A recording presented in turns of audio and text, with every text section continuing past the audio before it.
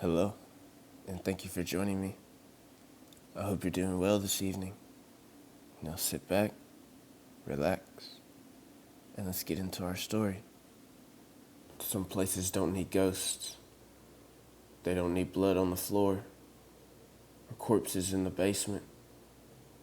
They just wait patiently for someone like you. I had no reason to buy a cabin, no plans for a vacation home, no dreams of off-grid living.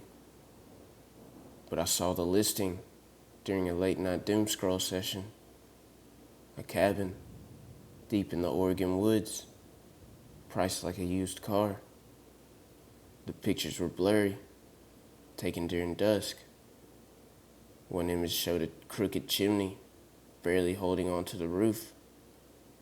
Another showed a rusted swing, creaking on its own. It was stupid, impulsive, but I called the number. A man answered after one ring. His voice was papery and cold. "You found the cabin," he said, as if I wasn't the first to call. No paperwork, no haggling, just a wire transfer and a set of keys sent in the mail. I didn't tell anyone, not even my brother. Something about it felt personal. The directions were handwritten. Take Route 17 till it disappears. Follow the old game trail. You'll know. I drove for hours. Cell signal dropped. My GPS spun uselessly. When the road ended, I walked. And eventually, I did know. The trees parted like they were bowing. There it is. The cabin looked older than the pictures. Gray wood like ancient bone. Shingles curled like dead leaves. Yet something in me felt welcome, like it had been waiting. Inside, dust clung to every corner. The furniture looked antique, untouched, but still expectant. There was no electricity, no plumbing, but a fireplace, some old books, a mattress, and an oil lamp.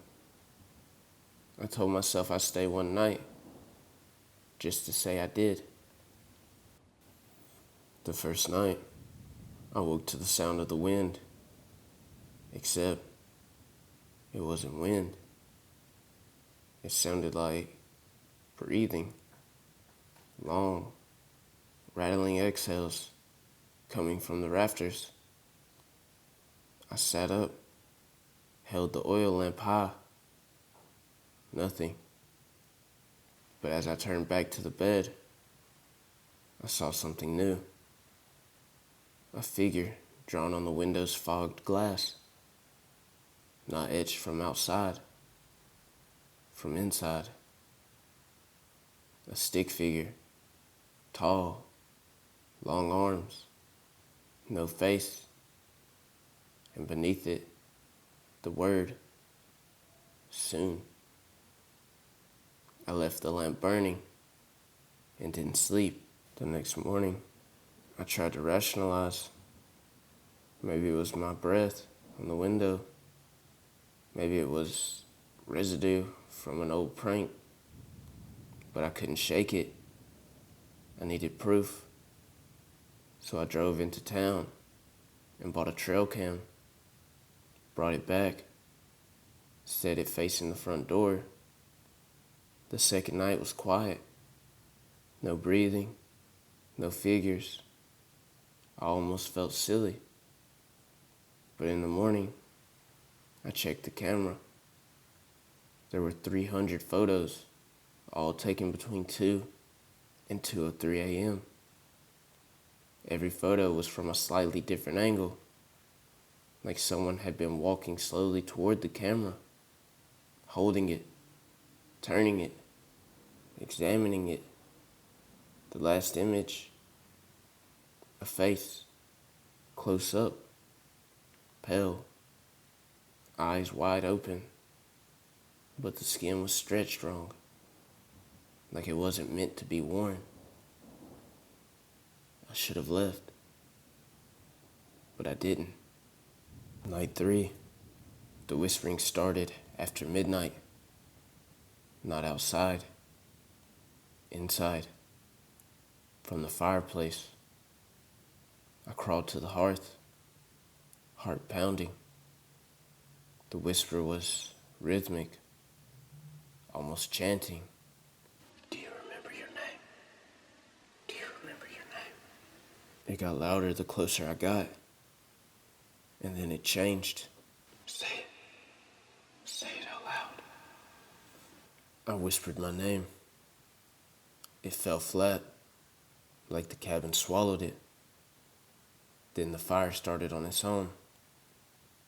Orange tongues danced up black logs.